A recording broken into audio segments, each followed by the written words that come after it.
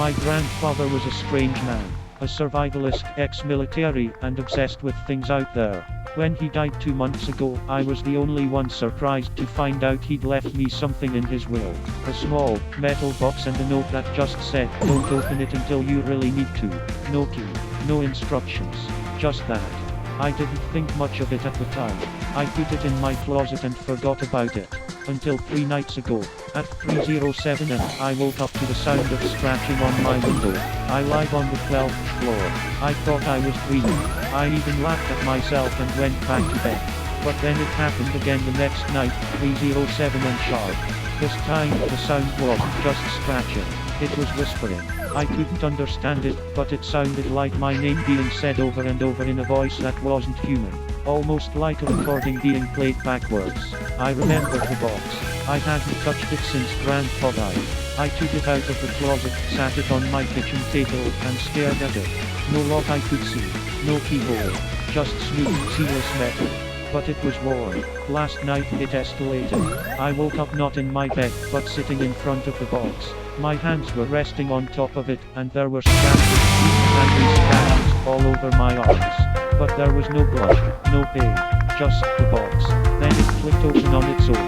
Inside was a folded piece of paper and an old Polaroid photo of something I wish I couldn't see. It looked but then, eyes missing, skin pale and stretched. The background was my apartment, exactly as it looks now. No threat, it knows. You opened the box too late. I didn't sleep last night. I can't. Every time I close my eyes, I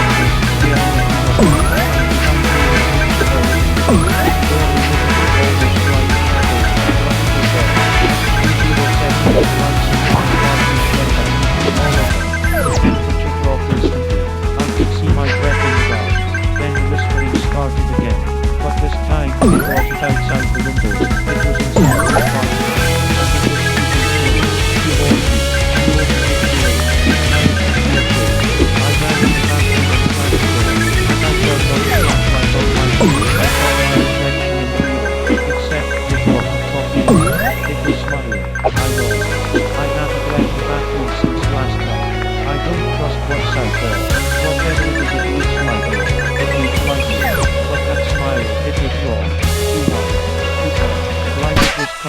Wearing my skin. Around 4 am, I heard footsteps pacing outside the door. Heavy, deliberate, matching my rhythm when I tried to breathe quietly. Then a voice. "Don't make me knock. I live here too, now." I nearly screamed, but my throat froze up.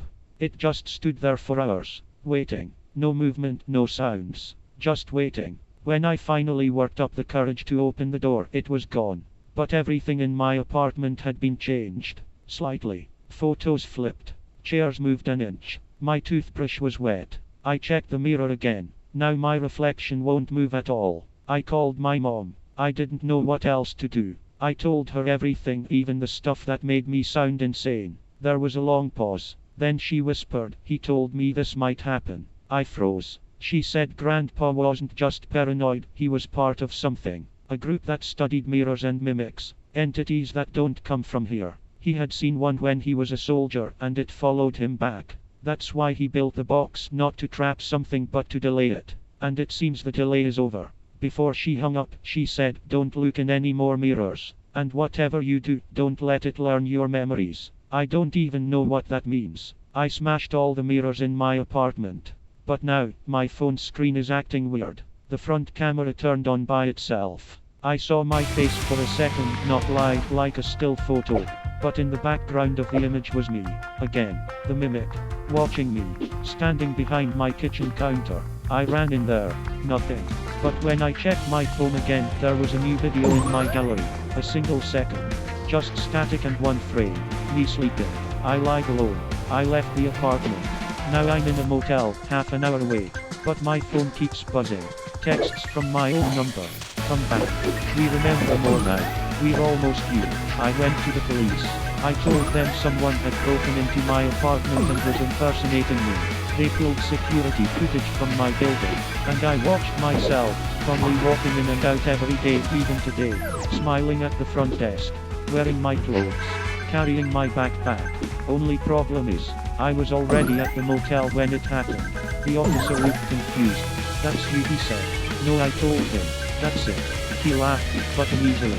And then I saw him glance at his computer monitor, the security feed, where I was standing again, staring directly into the camera, smiling. I left the police station before they could ask more questions. I think they were starting to doubt who I was. The way they looked at me, like they were trying to decide if I was the imposter. That's what it was. Confusion. Isolation. When I got back to the motel, the room was cold. Not just cold, wrong. Still air, like time had paused. The box I brought with me, Grand Claus box, was open again. But this time, there was something new inside. A strip of old 8mm film in the second room. The old friend, burned together. But do not watch it. Don't you watch it, it finishes copying you. I stared at the film. My fingers trembled. It felt alive.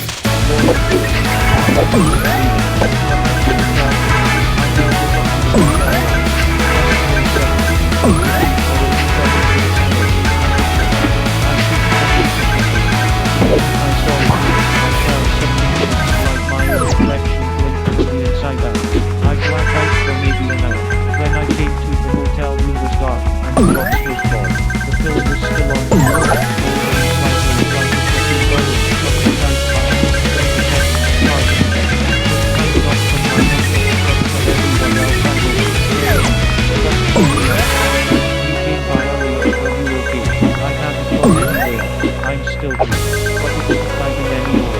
I turned on the TV to distract myself, but there was no signal, just static. Then, faintly, a picture started forming.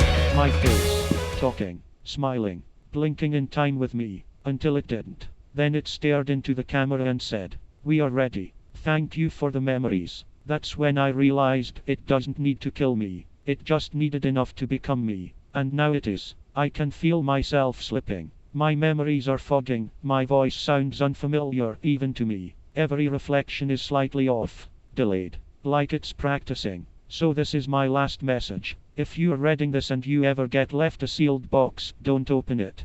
Burn it. Bury it. Forget it. Because if you don't, it will remember you.